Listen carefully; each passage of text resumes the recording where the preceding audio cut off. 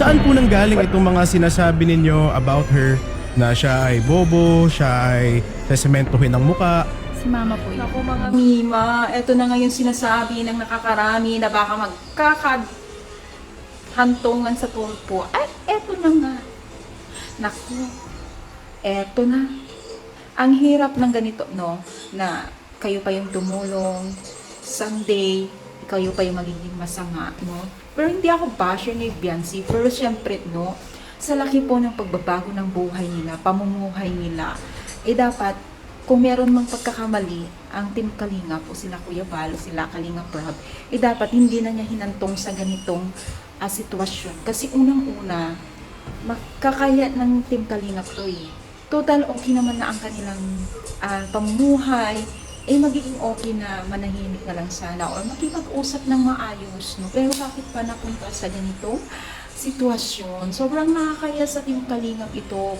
Kumbaga, nasa punto ng pamamahiya sa Team Kalingap, no? Grabe, no?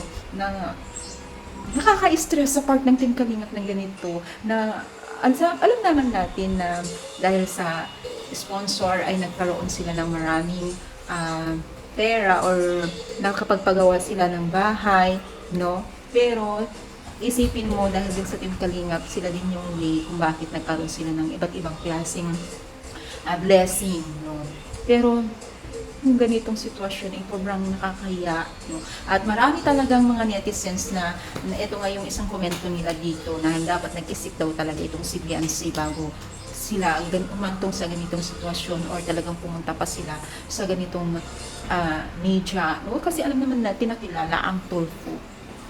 Kung ano sa palagay niyo yung mga Mima, kayo ba ay natutuwa sa ganitong sitwasyon na hantong sa pagiging pagkakaroon or hantong sa katulpuhan, no? Ang dami talagang hindi natutuwa dito kasi ang daming nagulat, pati tayo, di ba? So ano na lang kaya ang magiging isang or magiging reaksyon ng mga ilan sponsor, no? Siguro may naghudyok sa pamilya nito kasi syempre, no, hindi naman nila magagawa yung ganito kung wala silang mga iba't ibang nakakausap. So ano sa palagay ninyo at bakit pa kailangan na humantong na ganito?